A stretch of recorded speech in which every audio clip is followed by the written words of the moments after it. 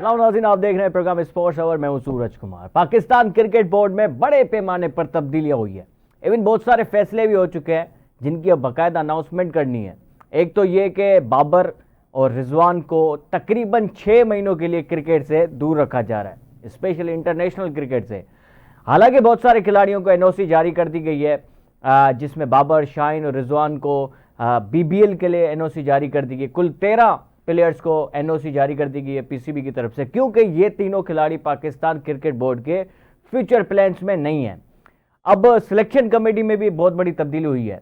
जहां पे पहले अजहर अली और असद शफीक थे, उन दोनों को फारिग कर दिया गया है। असद शफीक यहाँ कराची में नेशनल हाई परफॉर्मेंस सेंटर को संभाल रहे हैं और विमेंस की जो सिलेक्शन कमेटी उनको देख रहे हैं। और अजहर अली जो अब यूथ के जो डेवलपमेंट इनिशिएटिव्स है पीसीबी की तरफ से, उनको देख रहे हैं। अब उन दोनों का कोई ताल्लुक नहीं है सिलेक्शन कमेटी से। दो अभी जो मीटिंग्स हुई है सिलेक्शन कमेटी की, इन दोनों मीटिंग्स में सिकंदर बख्त, जो कि पाकिस्तान के फॉर्मर टेस्ट जो फास्ट बॉलर है, जो कि जियो न्यूज़ पर आप देखते हैं कि प्रोग्राम में नजर आते हैं एनालिस्ट के तौर पर, और इन्हीं के साथ सरफराज अहमद और सिकंदर बख्त को रिप्लेस किया जा रहा है असद शफीक और अजहर अली से। इन दोनों को अब सिलेक्शन कमेटी का बाकायदा जो ऐसा बनाया गया है, अनाउंसमेंट करना बाकी है। ये फैसले कितने कारआमद और कितने अच्छे साबित होंगे पाकिस्तान क्रिकेट के लिए, और स्पेशली ये बाबर आजम और रिजवान को, शाहीन अफरीदी को साइडलाइन करना, ये कितना अच्छा साबित होगा पाकिस्तान क्रिकेट के लिए, या फिर बुरा साबित होगा, या फिर बाबर आजम और शाहीन या रिजवान के साथ जाती हो रही है नहीं हो रही। इन सारी चीज़ों पर डिस्कस करते हैं। आज लॉर्ड्स के क्रिकेट ग्राउंड में वर्ल्ड टेस्ट चैंपियनशिप का फाइनल हो रहा है। साउथ अफ्रीका और ऑस्ट्रेलिया मध्य मुकाबले है। उस मैच के ऊपर भी बात कर देते हैं। सबसे पहले शुरुआत करते हैं। अतर जी हमारे साथ मौजूद है, सीनियर क्रिकेट एनालिस्ट है। सर जी अस्सलाम वालेकुम। अच्छा अतर जी, सबसे पहले हम शुरुआत करते हैं सिलेक्शन कमेटी से। अब ये आउट ऑफ द बॉक्स, आपको आवाज आ रही है मेरी? जी जी बिल्कुल मुझे आ रही है। अतर जी, सबसे पहले हम सिलेक्शन कमेटी से शुरुआत करते हैं। अगर आपको मेरी आवाज प्रॉपरली आ रही है तो हम सिलेक्शन कमेटी से शुरुआत करते हैं। वहां पे सिकंदर बख्त अचानक पता नहीं कहां से आ गए, और ऐसा एक तासुर पाया जाता है कि जो भी पीसीबी के ऊपर तनकीद करेगा, क्रिटिसाइज करेगा, उनको जॉब देकर, उनको लॉलीपॉप देकर चुप कराया जाएगा। क्या ये तो नहीं है बात, या सिकंदर बख्त वाकई आपको लगता है कि डिजर्व करते हैं उनको जो सिलेक्शन कमेटी का हिस्सा बनाया जा रहा है? जिस वजह आपने सिलेक्शन कमेटी के हवाले से जो सवाल किया है, बहुत अच्छा सवाल किया। सबसे पहले मैं आपको शुक्रिया अदा करना चाहूँगा आवाज़ टीवी का कि आपने इस टॉपिक पे जो है वो बात की, पाकिस्तान की नई सिलेक्शन कमेटी जो बनी है इस हवाले से। अब मैं बात करता हूँ सिकंदर बख्त के हवाले से। सिकंदर बख्त पाकिस्तान क्रिकेट बोर्ड का हिस्सा रह चुके थे और काफ़ी अरसे के बाद वो दोबारा आए और उन्होंने बताया था कि कोचिंग के हवाले से उनको क्या क्या मामला वहाँ पर आए थे, और कोचेज किस तरीके से जब वो कोच करने के लिए जाते थे कोचिंग के लिए, तो प्लेयर्स, सीनियर प्लेयर्स थे, वो उन्हें क्या कहते थे कि हमने 40 टेस्ट मैच खेले और आपने 4 टेस्ट मैच खेले। तो बाहर वहां पर तो वो नहीं चल सके थे, वहां से तो वो पारे हो गए थे सिकंदर बख्त। लेकिन अब सिकंदर बख्त जिस तरीके से आप देखें चैनल पर बैठकर वो पाकिस्तान क्रिकेट बोर्ड के हवाले से, पाकिस्तान क्रिकेट प्लेयर्स के हवाले से जिस तरह की वो बात करते हैं, मैं बिल्कुल वजह बात करते हैं, तनकीद बिल्कुल सही करते हैं वो। जिस तरह का हमने हाल देखा भी, आप देखिए भी पाकिस्तान क्रिकेट टीम का क्या हाल हो गया। तो ये पाकिस्तान क्रिकेट बोर्ड जो ऐसे प्लेयर, जो ऐसे खिलाड़ी जिनका कोई हिस्ट्री रिकॉर्ड रह चुका हो, टेस्ट प्लेयर हो या प्लेयर हो, अगर वो बात करते हैं किसी भी चैनल पे, तो हमने देखा, माजी में भी देखा और अब हम भी देख रहे हैं कि उनको पीसीबी उनको भी मौका दे देता है। और जैसे आपने देखा होगा कि आकिब जावेद को भी आपने देखा कि आकिब जावेद ही थे जब वो बाबर आजम पर और मोहम्मद रिजवान पर तनकीद करते थे, और तनकीद करते इवन कि उन्होंने ये कहा कि अगर ये मेरी साइड के खिलाफ अगर खेलेंगे तो मैं इनको आउट भी नहीं करूंगा। तो फिर देखिए उनको बोर्ड का हिस्सा बना दिया गया और बाबर आजम और मोहम्मद रिजवान उसी कोचिंग के अंडर में खेले। इसी तरह जो है वो गा बगा सिकंदर बख्त जो है वो भी टीवी चैनल्स पर बैठकर जो भी मामला क्रिकेट बोर्ड के हवाले से होते हैं, जो हमने देखा, जो गुज़िश्ता माजी में जो परफॉर्मेंस देखी पाकिस्तान क्रिकेट बोर्ड की, उस पर उन्होंने बेतहाशा तनकीद की, पाकिस्तान क्रिकेट बोर्ड पर भी, पाकिस्तान क्रिकेट बोर्ड की पॉलिसियों पर भी और पाकिस्तानी क्रिकेट बोर्ड के प्लेयर पर भी। तो अब सिकंदर बख्त को भी मौका दे दिया गया है। अब वही वाली बात है कि ये गज और ये मैदान, अब वो आ जाएं, अब देखें कि वो क्या करते हैं, और अगर वो कुछ नहीं कर सके तो फिर वो जाके खामोश एक साइड पे मैं समझता हूँ कि वो फिर बैठ जाएंगे। हाँ बैठ जाएंगे, और बैठना चाहिए भी। सरफराज अहमद मेरे ख्याल से एक बेहतर ऑप्शन है। सरफराज अहमद की कामयाबियां भी हैं और उनका एक विजन भी है। वो एज अ लीडर बहुत अच्छे साबित हुआ। पाकिस्तान की 2017 की चैंपियंस ट्रॉफी, 11 लगातार T20 सीरीजेज, और आगे भी अब जो है T20 के ही टूर्नामेंट्स हमारे फोकस में है। एशिया कप है, T20 वर्ल्ड कप है।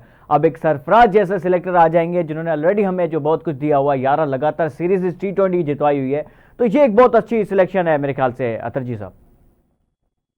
जी बिल्कुल, देखिए सरफराज अहमद करंटली टीम के साथ टच में है, लिंक में है, प्लेयर्स को जानते हैं, वो ड्रेसिंग रूम शेयर किया है, ग्राउंड शेयर कर चुके हैं, पाकिस्तान के कामयाब तरीन कप्तानों में उनका शुमार होता है। तो वो मैं समझता हूँ कि एक बेहद सिलेक्शन है इस हवाले से, और ये बहुत जबरदस्त जो है वो मुझे जस्टिस दिया बोर्ड ने, क्योंकि जाहिर है वो खिला तो नहीं रहते सरफराज अहमद को। पिछले हमने कई दिनों से देखा, कई अरसों से देखा वर्ल्ड कप के बाद से, कि वो हमें पानी पिलाते हुए नजर आए या बेंच पे नजर आए। तो इस पर जितने भी सीनियर हैं, जितने तजिया निगार हैं, उनका यही कहना था कि सरफराज अहमद को साइड पर हो जाना चाहिए। समझ से बाला तरह के सरफराज अहमद को टीम में रखते भी हैं और खिलाते भी नहीं। आस्ता आस्ता T20 वनडे फिर टेस्ट मैच में भी उन्होंने बेंच में रखा, जहाँ पे काफी चांसेस बनते थे खिलाने के, वहां पर भी नहीं खिलाया। और फिर आखिर उनको टेस्ट स्क्वाड से भी उनका अब नाम दूर दूर तक नहीं आता। अब देखिए फिर कोटा क्रिकेटर ने भी ऐसे ही किया, कप्तान बनाया, सब कुछ उनका ब्रेड एंड बटर वही था। फिर जब बहुत ज्यादा तनकीद हुई तो वहां पे as a manager, as a director की पोस्ट पे जो है सरफराज अहमद को जो है वो लेकर आया, ताकि जो सोशल मीडिया है, जो फैन फॉलोइंग है, वो खामोश हो जाए। इसी तरह मैं समझता हूँ कि पाकिस्तान क्रिकेट बोर्ड जो है वो एक समझ लीजिए फेयरवेल देना चाह रही है सरफराज अहमद को, एज ए सीनियर सिलेक्टर के तौर पर वो यहाँ पर लेके आई है। अब देखना ये है कि ये सिकंदर बख्श हो या सरफराज अहमद हो, वो अपने डिसीजन कराने में कितने खुद मुख्तार होते हैं। बात यही है कि आपके पास इतना प्रेशर होता है आपके ऊपर, जब आप as a selector, as a coach team के ऊपर आते हैं, तो आप अपनी मर्जी की टीम नहीं खिला सकते। अब देखना पड़ेगा कि सरफराज अहमद या सिकंदर बख्श कितना प्रेशर को बर्दाश्त करते हैं। क्या वो मेरिट पे टीम प्लेयर्स को खिला सकते हैं, जो मेरिट पे प्लेयर डिजर्व करते हैं उनको खिलाएंगे, क्या वो वही पुरानी टीम जो बनी बनाई पुरानी टीम है उसी में से एक दो अर्दो बदल करके और उनको टीम का हिस्सा बनाएंगे। अगर उन्होंने भी यही किया तो मैं समझता हूँ कि हमारे पास रिजल्ट फिर वही 0 रहेगा जैसे माजी में। और इन सारी बातों से मुझे ये अंदाज़ा हो रहा है कि आप भी इस हक में हैं कि शाहीन, बाबर और रिजवान को वाकई में टीम से अलग किया जाए, स्पेशली T20 से बाबर, रिजवान को वाकई में अलग किया जाए। ठीक है, देखिए हमने माजी में जो परफॉर्मेंस देखी, हम परफॉर्मेंस पे बात करते हैं, हम प्लेयर्स की जो है वो एक ताल्लुकात पे या रिलेशंस पे या टीम के साथ अटैचमेंट पे बात परफॉर्मेंस नहीं के करते। ऊपर, और आपको क्या लगता है डिजर्व करते हैं बाबर, रिजवान अभी T20 के अंदर? नहीं, फिलहाल तो मैं समझता हूँ कि इसको बिल्कुल डिजर्व नहीं करते। मैं समझता हूँ जब पाकिस्तान अमेरिका से जो मैच हारा था उस वक्त से इन्होंने कहा था कि हम ऑपरेशन करेंगे, लेकिन वो ऑपरेशन करने में बहुत देर कर दी। चले देर आए दुरुस्त आए।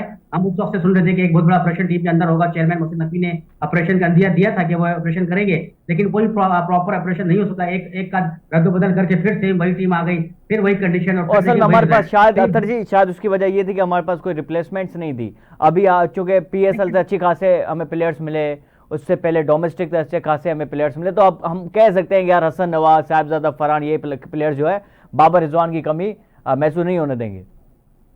देखिए ये प्लेयर पहले भी थे, लेकिन हमें रिप्लेसमेंट करने नहीं दिए गया। हमारे पास एक बहुत बड़ी लॉट पीछे मौजूद है। देखिए अब आकिब जावेद ने अब कहा ना कि हम एक प्लेयर के पीछे 3 प्लेयर लगाएंगे, तो भाई ये एक प्लेयर के पीछे 3 प्लेयर पहले भी लग सकते थे, लेकिन हमने अपना बेंच स्ट्रेंथ को मजबूत नहीं होने दिया कि हमारी कोई लॉबिंग। अच्छा, ये किसने मजबूत नहीं होने दिया अतर जी साहब? इन्हीं दोनों ने, रिजवान और बाबर ने मजबूत नहीं होने दिया। बिल्कुल इन्हीं दोनों ने, इन्हीं तीनों ने जो टीम में लॉबिंग की और दूसरे किसी भी बॉलर्स को या बैट्समैन को सेट होने। हम देखिए, हम गिला शिकवा करते हैं आसिफ अली से करते हैं, हम खुशदिल शाह से करते हैं, हम इफ्तिखार अहमद से करते हैं जो मिडिल ऑर्डर में खेले। लेकिन आप देखिए कि मिडिल ऑर्डर में आखिरी में 2-4 बॉलों के लिए उनको छोड़ दिया जाता था, और वो मिडिल ऑर्डर में आकर उनसे हम ये उम्मीद रखते थे कि वो आखिरी में आए और 25 रन और 30 रन पर ओवर के एवरेज से एवरेज करें और छक्कों पे छक्के मारें। जैसा कि आप देखिए नसीम शाह ने हमें अफगानिस्तान के खिलाफ 2-3 छक्के मार के मैच 2 मैच जिता दिए। इस तरह देखिए इंडिया के खिलाफ इफ्तिखार अहमद ने आखिरी में आके बैटिंग कर दी। लेकिन हर दफा तो ऐसा नहीं होता ना, फिर हम अपनी मिडिल ऑर्डर प्लेयर्स जो है हम उनको बदनाम करते हैं, हमने उनको टीम से हम बाहर कर देते हैं कि यार ये परफॉर्मेंस नहीं कर रहे। असल में जो मैन जर्सी देखिए, मैं पहले भी ये बात कर चुका हूँ कि T20 क्रिकेट जो है वो स्ट्राइक रेट के हिसाब से खेली जाती है, पावर प्ले के हिसाब से खेली जाती है। पावर प्ले में आजकल के जो प्लेयर्स हैं, आजकल के जो बैटर्स हैं, आप वो देखिए 15 से 20 रन जो है वो पावर प्ले के अंदर वो खेलते हैं, इसका स्ट्राइक रेट होता है। लेकिन हमारे प्लेयर जो हैं वो 7 से 8 रन के हिसाब से पावर प्ले में खेलते हैं, फिर मिडिल ऑर्डर के ऊपर पूरा प्रेशर डाल देते हैं, जिसकी वजह से हमारी मिडिल ऑर्डर भी तबाह बर्बाद हो गई, हमारा जो है ओपन वो भी तबाह बर्बाद हो गया, और हमारे पास कोई रिप्लेसमेंट में कोई प्लेयर नहीं है। जो प्लेयर्स थे वो मुल्क से बाहर चले गए, इसी वजह से कि उनको मौका नहीं दिया जा रहा था। बिल्कुल ठीक कह रहे हैं सर जी आप। अच्छा, ये सलमान लियागा को जो है या तो तीनों फॉर्मेट का कैप्टन बनाया जा रहा है, तो 2 तो कंफर्म है, ये मैंने सुना है। अब मेरे सोर्सेज भी ये कंफर्म कर रहे हैं कि यार ODI का भी कप्तान जो अब सलमान लियागा होगा। टेस्ट के ऊपर बेस्ट चल रही है अभी, क्योंकि सऊद शकील डिजर्व करते हैं, वो वाइस कैप्टन थे पहले, उनकी परफॉर्मेंस भी अच्छी है टेस्ट में। लेकिन माइक हैसन ये कहते हैं कि भाई मेरे अंडर जो 2 फॉर्मेट्स आते हैं उनका एक ही कैप्टन होना चाहिए, और सरफराज अपना सलमान लियागा की जो कम्युनिकेशन है वो क्लियर है। मोहम्मद रिजवान को वैसे ही अब रोयल नज़ीर रिप्लेस करने वाले हैं, क्योंकि उनके ऊपर बातें चली है कि रोयल नज़ीर को अब चांस दिया जाएगा। आप क्या समझते हैं कि सलमान लियागा अचानक से ODI में लेके आ रहे हैं? हालांकि कोई बड़ी कोई वो अचीवमेंट नहीं है, हमने बांग्लादेश से जीता, हमने जिम्बाब्वे से जीता सलमान लियागा की कैप्टनसी में। रिजवान ने हमें ऑस्ट्रेलिया में जाके ऑस्ट्रेलिया को जो हरवा के दिया, साउथ अफ्रीका में हमने फर्स्ट टाइम 3-0 वाइट वॉश किया उनको। तो तो आप नहीं समझ रहे कि ये जल्दबाजी का फैसला है, कहीं ना कहीं पाकिस्तान के अगेंस्ट में चला जाए? देखिए, मैं हमेशा से ये बात करता हूँ कि जब तक आप बोर्ड में लाइकिंग डिसलाइकिंग और पर्ची वाला और सिफारिश वाला कल्चर, भाईचारा वाला कल्चर खत्म नहीं करेंगे तो पाकिस्तान क्रिकेट जो है प्रमोट नहीं हो सकती, पाकिस्तान क्रिकेट इंप्रूव नहीं हो सकती। आप देखिए सलमान नबी आगा की परफॉर्मेंस, नो डाउट उनकी परफॉर्मेंस अच्छी है, लेकिन आप देखिए कि हमने पीछे वही वाली बात है कि हमने ना प्लेयर बनने दिया ना कैप्टन बनने दिया। अब देखिए उनकी स्ट्रांगली रिकमेंडेशन जो की है वो वहाब रियाज ने किया। वहाब रियाज के एक उनका बड़ा रसूख है बोर्ड के अंदर, बिल्कुल जो भी ऐसे उनका ही। माजी है, जो भी उनका बैकग्राउंड है सियासी पॉइंट ऑफ व्यू से, जिस तरीके से बोर्ड पर आके आगे बैठे हुए बोर्ड में और अपनी मनमानी के डिसीजन जिस तरह कर रहे हैं। और आप ये देखें कि शाहनवाज धानी की अगर आप यहाँ पर बात करें, बात से बात निकल जाती है। देखिए शाहनवाज धानी के खिलाफ भी इन्हीं लोगों ने पहले शाहनवाज धानी को जो है वो खैर सेगाली का वजीर बनाकर वहां टीम के साथ रखा, जहां केक काटना होता था वहां केक काट रहे हैं, रूम में जाके उससे केक दे रहे हैं, क्योंकि कोई भी चीज कोई भी प्लेयर बगैर टीम मैनेजर के, टीम के परमिशन के कोई भी काम नहीं कर सकता। तो आप उसको वजीर बना के रखा, उसी से सारे काम करवाए। बाद में आपने कहा कि यार ये सीरियस नहीं है। वहाब रियाज ने मीडिया टॉक में आके आपने जो प्लेयर, करंट प्लेयर जो पाकिस्तान टीम से खेल रहा है उसके बारे में आप आकर कह रहे हैं कि यार उसका एटीट्यूड सही नहीं है, उसका बिहेवियर सही नहीं है। आप उसके बारे में जो है पर्सनल जब जाते हैं, जब आप नेपोटिज्म की तरफ जाएंगे, आप पर्सनल प्लेयर की तरफ जाएंगे तो टीम का यही हाल होगा। देखिए वहाब रियाज ने अपनी लाइकिंग डिसलाइकिंग में देखिए सलमान अली आगा को जो है कप्तान बना दिया, ये उनकी रिकमेंडेशन है। आने वाले वक्तों में अच्छा हमें अतर वक्त जी, बताएगा ये आप अतर जी, आप ये श्योरिटी के साथ कह रहे हैं कि भाई वाब रियाज ही है इसके पीछे जो सलमान अली आगा को कैप्टन बनाना चाहते हैं रिजवान की जगह, और शाहिनशाह अफरीदी के साथ जो अभी मसाइल चल रहे हैं, उनकी एटीट्यूड, उनकी रूडनेस की वजह से उनको ड्रॉप किया जा रहा है, ये सारे डिसीजन वाब रियाज कर रहे हैं? जी बिल्कुल, ये जो डिसीजन भी है ये वहाब रियाज की तरफ से है। वहाब रियाज जो है वो उनकी इसमें इन्वॉल्वमेंट है, और उन्होंने वहाब रियाज ने जो भी आप देखेंगे मतलब प्रॉब्लम इज सर, प्रोग्राम में बैठ के प्रॉब्लम ये है कि आकिब जावेद के प्रॉब्लम ये है कि उन्होंने वाब रियाज होते कौन है अभी?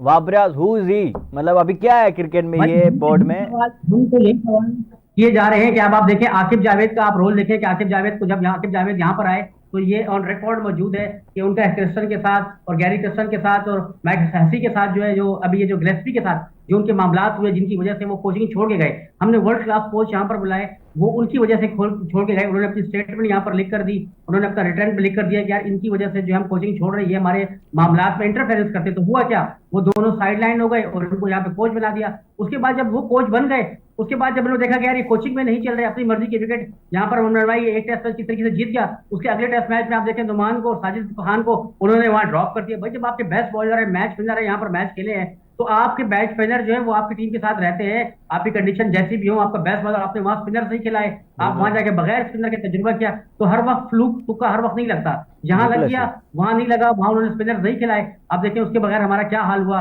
जब हम बाहर विदाउट स्पिनर जाकर हम खेले।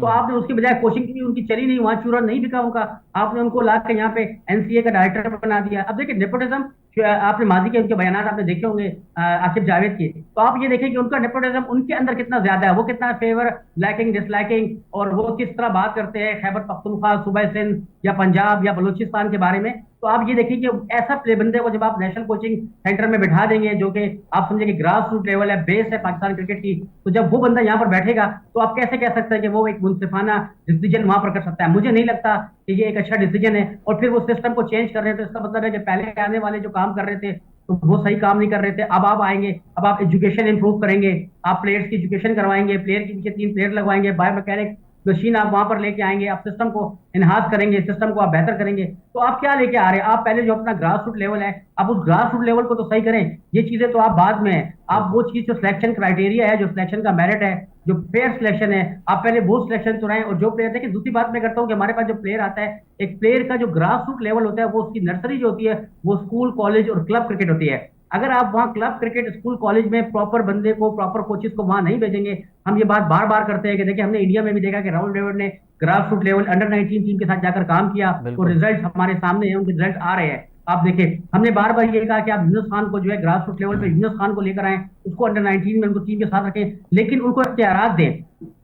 यूनुस खान की बार बार बात हुई क्रिकेट बोर्ड के साथ, लेकिन यूनुस खान को इख्तियारात नहीं दिए जा रहे थे, जिसकी वजह से उन्होंने ये ओहदा कबूल नहीं किया। अगर अभी मैं बात कहता हूँ दावे के साथ कि अभी भी अगर यूनुस खान को 100% इख्तियारात दिए जाए, जिस तरह के वो इख्तियारात मांग रहे हैं कि उनके काम में किसी किस्म की इंटरफेरेंस न की जाए, प्लेयर सिलेक्शन के ऊपर, परफॉर्मेंस के ऊपर वो टीम सेलेक्ट करे, वहाँ ग्रास रूट लेवल पे काम करे, चाहे वो अंडर-17 हो, हमारा अंडर-13 हो, अंडर-19 हो, वहां पे जाके वो रेयर टैलेंट जो है वो निकाले। दोस्ती जारी है, टेलीफोन पर नहीं निकाले टैलेंट, वो ग्राउंड में जाके वहां टैलेंट निकालें। आप देखिए कि पाकिस्तानी क्रिकेट कहाँ चली जाती है, पाकिस्तान के पास जो है, पाकिस्तान की दुनिया में किसी से भी कम टैलेंट नहीं है। पाकिस्तान अपना खोया हुआ मकाम, यही टीम पाकिस्तान की टीम होती थी कि जो जहां स्टैंड करती थी जाके।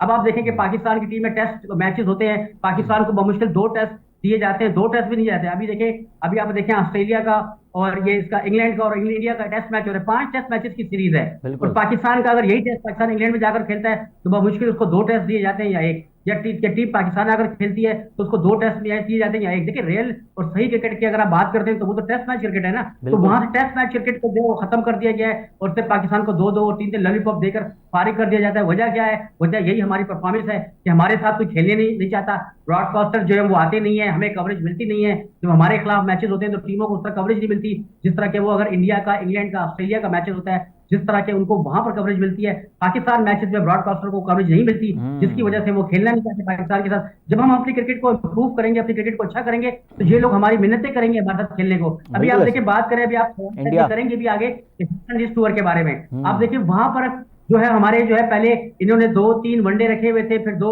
T20 थे, 3 वनडे थे, लेकिन उन्होंने क्योंकि एशिया कप की वजह से और वर्ल्ड कप का हिस्सा बनाने की वजह से वो वनडे भी खत्म कर दिए। अब वो 5 के 5 जो है वो T20 हो गए। बिल्कुल ऐसे, बिल्कुल ऐसे ही।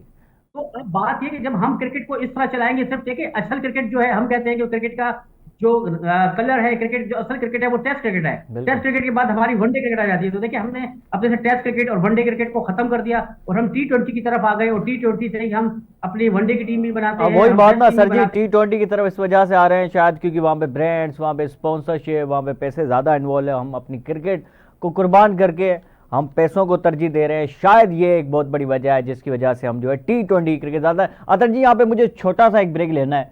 बहुत सारी चीज़ें हैं, बाबर आजम के करियर के ऊपर भी डिस्कस करना है कि अब कैसे वो कमबैक कर पाएंगे, और फिक्सिंग की आपने बात की। एक और भी बहुत बड़ा जो मसला है वो ये है कि लॉबी है, पंजाबी लॉबी है जो नहीं चाहती कि सिंध के लड़के आए या वो KPK के आए या बलोची आए। ये वाकई है या नहीं है, ये हम सुनते हैं। आप डेफिनेटली हमें सही तरीके से बताएंगे। ब्रेक का पोइ नाज़िर वापस आ चूँ, नंढे ब्रेक वापस असां करे जो।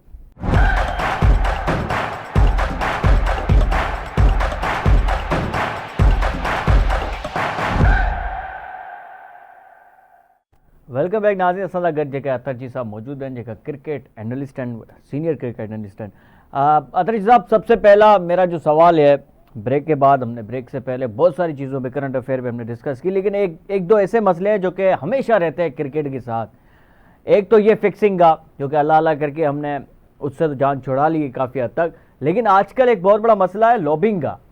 तो आप क्या समझते हैं कि ये वाकई में मसला है कि भाई आकिब जावेद चाहता है, या PCB का हेडक्वार्टर पंजाब में है, लाहौर में है, और वहीं पे लॉबी है लाहौर की, वो चाहती है कि यार कैप्टन सलमान लियागा होगा या बाबर आजम होगा क्योंकि इनका ताल्लुक लाहौर से है, कैप्टन सऊद शकील नहीं होगा क्योंकि उनका ताल्लुक कराची से है।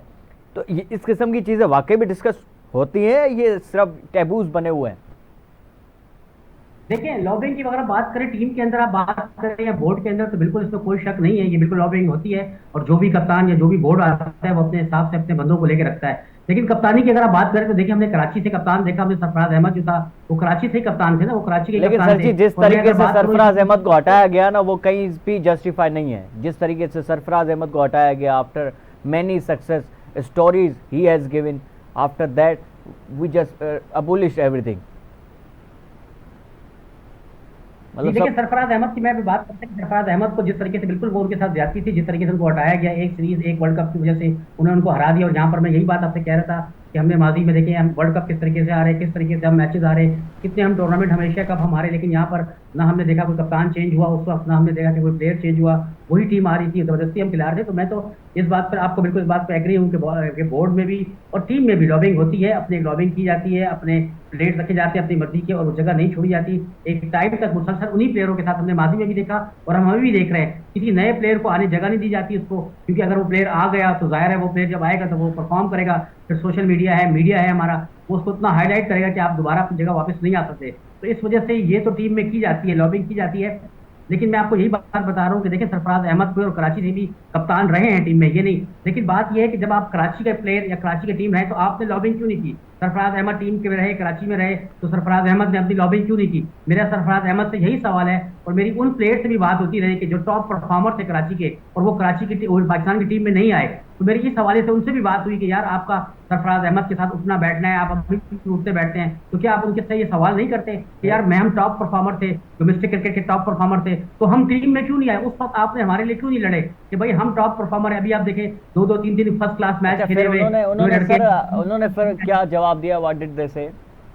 उन्होंने क्या देखिए बोला? जब मैंने उस प्लेयर से मेरी जब बात हुई, मैं उनका नाम नहीं लूंगा, मेरी जब उनसे बात हुई कि यार आप टॉप परफॉर्मर थे, डोमेस्टिक के टॉपर थे, आप कराची के ताल्लुक था, आपका सिंध से ताल्लुक था, कप्तान सिंध खुरम का मंजूर था, आप खुरम थे। मंजूर की बात करें आप? खुरम मंजूर की नहीं, बात करें? मैं डिस्क्लोज नहीं करूंगा, एक ठीक, प्राइवेसी होती है प्लेयर्स की, प्लेयर्स बिल्कुल बात बिल्कुल। करते हैं अपनी। जी उन्होंने जी। कहा कि हमने सरफराज से बात की, सरफराज अहमद ने इस बात को जो है एग्री किया कि हाँ यार ये मेरी गलती थी। लेकिन सरफराज अहमद की गलती थी जिसकी वजह से सरफराज अहमद ने वो गलती भुगती। अगर सरफराज अहमद के साथ 5-6 बंदे स्ट्रांग होते जो उस वक्त टीम का हिस्सा होते और सरफराज अहमद कराची के प्लेयर्स को लेकर चल रहे होते, तो सरफराज अहमद के साथ इस तरह करने से पहले सोचना पड़ता कि सिर्फ सरफराज अहमद नहीं है कि टॉप क्लास के 4 प्लेयर जाएंगे, जिस तरह के बाबर आजम टीम को लेकर चले, जिस तरह के हमने माजी में देखा कि टीम में लेकर चले, हमने कामरान अकमल की और उमर अकमल की हमने मिसाल देखी माजी में हमने। तो हम अगर सरफराज अहमद टीम में लेकर चलते, ऐसे टॉप क्लास के प्लेयर है कराची के जो अच्छा टॉप सर जी, आपने परफॉर्मर उमर थे। अकमल की बात की और इससे पहले हम वाब रियाज के ऊपर भी बात कर रहे थे। वाब रियाज ने उमर अकमल को कहा है कि अगर आपको आना है इंटरनेशनल क्रिकेट में तो आपको डिस्ट्रिक्ट लेवल पर ट्रायल देने पड़ेंगे, ट्रायल्स। उमर अकमल को, यानी 100 से ज़्यादा वनडेज खेले हुए हैं, 5 से ज़्यादा वर्ल्ड कप खेले हुए हैं, अब वो ट्रायल्स देंगे, वाब रियाज कह रहे हैं। यार समझ से देखिए ये बाहर। तो एक सही सी बात है कि अगर उमर अकमल के लिए, उमर अकमल के अपने मसाइल अपनी जगह, लेकिन उमर अकमल एक ग्रेट प्लेयर है, जबरदस्त प्लेयर है, उसने परफॉर्मेंस दी जो उसकी अपनी सोशल मीडिया की एक्टिविटीज, जो उसकी अपनी परफॉर्मेंस क्रिकेट से हट कर जो थी, जाहिर है वो उसकी वजह से जो है वो टारगेट बना। और ये इनकी तो आपस की लड़ाई आजकल है, आपने देखते तो अतर आप जी, आपको लगता है कि आजकल शाहीन शाह अफरीदी भी इस किस्म की हरकतें कर रहे हैं? वाकई में उनका एटीट्यूड इतना खराब है कि उनको सिलेक्ट नहीं किया जा रहा? देखिए बिल्कुल, अब आपने देखा होगा कि शाहिन शाह अफरीदी ने, आपने देखा जब वो मैच हार गए तो उन्होंने कहा कि जब एलिमिनेटर के से पहले, खेलने से पहले जब वो कराची से मैच हारे तो उन्होंने कहा कि अभी आगे मैच बाकी है, अभी हम आगे देख लेंगे। जिस तरीके से सोशल मीडिया पर इंटरव्यू देखिए, जब एक लेजेंड प्लेयर होता है, इतना बड़ा खिलाड़ी होता है, तो उससे एक एक बात, एक एक अल्फाज की उसकी वर्थ होती है। मतलब उसकी कोई बात एक आम बंदे की बात नहीं होती कि आप सोशल मीडिया पे बयान दे रहे हाँ, हैं, ये तो आपको बात। बहुत सोच समझ के अपने अल्फाज का चुनाव करना पड़ता है, आपको बहुत सोचना पड़ता है कि आप क्या बात कर रहे हैं। आप ऐसे ही आकर आप इंटरव्यू देकर आप गुस्से में अगर हैं या आप एग्रेशन में हैं, अगर क्राउड है भी तो कोई फर्क नहीं पड़ता, क्राउड नहीं भी है तो मेरे पे कोई फर्क नहीं पड़ता, अगर मैं हार गया तो कोई बात नहीं, आगे आएगा तो बदला ले लेंगे, आगे हम इनके साथ देखेंगे। देखिए नो डाउट अल्लाह ताला ने इज्जत दी, वो मैच जिस तरीके से मैच जीता, सिकंदर अजहर ने जो परफॉर्मेंस की, जिस तरीके से आखिर में आकर वो मैच जीता, वो मैच जीत गया, लेकिन उसका जो बिहेवियर था, जो उसका एटीट्यूड था क्राउड के बारे में, टीम्स के बारे में, तो एक लेजेंड क्रिकेटर को होते हुए ये चीजें जो है वो अच्छी नहीं लगती, उसके साथ किस तरह की बातें करें। तो वाकई उसका ये एटीट्यूड आपने चंद सेकंड के अंदर कैमरे के सामने देखा, तो आप बताएं कि पीछे बोर्ड के साथ या प्लेयर्स के साथ उसका क्या एटीट्यूड होगा उसका। बिल्कुल सही बात है सर जी। अच्छा, आइए आगे, इंडिया पाकिस्तान के मैचेस आपको मतलब नजर आ रहे हैं? अभी एशिया कप में हो सकता है मैच इंडिया पाकिस्तान का? देखिए फिलहाल जो हालात नजर आ रहे हैं, मुझे नहीं लग रहा कि इस हालात के अंदर जो है वो फिलहाल जो है मैचेस होंगे, क्योंकि जो बयान जिस तरह के इंडियन बोर्ड की तरफ से दिए जा रहे हैं, इंडियंस की तरफ से दिए जा रहे हैं, और जेशा आईसीसी के जो प्रेसिडेंट है जेशा, वो जिस तरीके से अपनी रोल अदा कर रहे हैं, इस तरह का बंदा जो वहां बैठा हुआ है, जब तक जेशा यहाँ पर मौजूद है इस तरह के बयान नहीं होते। अच्छा, ये एशियन क्रिकेट काउंसिल का प्रेसिडेंट तो मोहसिन नकवी साहब है, कोई फायदा होगा इससे हमें कि कोई मैचेस वैचेस हो सके आपस? लेकिन नकवी साहब मैं समझता हूँ कि उस तरह पावरफुल नहीं है कि जिस तरीके से आप देखें इंडियन, जिस तरह के बोर्ड, जिस तरह की उसकी इन्वॉल्वमेंट है आईसीसी के अंदर, आईसीसी के अंदर मैं बार बार ये बात कहता हूँ कि आईसीसी जो है ये भी बोर्ड ऑफ इंडिया है, बीसीसीआई है, आईसीसी भी बीसीसीआई है, जिस तरह बीसीसीआई जो चाहता है वही होता है। आप देख रहे हैं आईसीसी के ऊपर आप जाए, उसकी वेबसाइट पर जाए, जाकर आप देखें, हम खुद उसको सर्च कर रहे होते हैं, आपको वहां पर 90% पोस्ट जो है वो इंडियंस की नजर आ रही होती है। आप देखें हमारा पीएसएल हुआ, हमारी डोमेस्टिक क्रिकेट हो रही है, हमारी जो है इंटरनेशनल मैचेस हो रहे हैं, लेकिन आपको आईसीसी पेज पे कोई एक आध किसी वेबसाइट पे कोई एक आध पोस्ट पाकिस्तान के हवाले से ये तो होगी। आपकी बात ठीक बाकी है। आप देखें कि ये तो आपकी बात आपको ठीक है। बेताशा पोस्ट जो है, बेताशा टैगिंग जो है आपको जो है बीसीसीआई की, तो बीसीसीआई और ऐसा ही हो गया जैसे कि पाकिस्तान का सुपर लीग और पाकिस्तान क्रिकेट बोर्ड, इसी तरह बीसीसीआई और आईसीसी है। बिल्कुल ठीक कह रहे हैं सर जी। अतर जी साहब, आपका बहुत शुक्रिया सर, आपने अपना कीमती वक्त निकाला प्रोग्राम स्पोर्ट्स आवर के लिए। नाज़े अॼु प्रोग्राम में एतिरो ई, तमामु घणी शयुनि ते असां डिस्कस कयोसीं। बाक़ी अगरि रही वई तो सुभाणे असां हुते ॻाल्हि ॿोल कंदासीं। पंहिंजो ख़्यालु रखंदा, यादि ॾींदा। अल्लाह हाफ़िज़।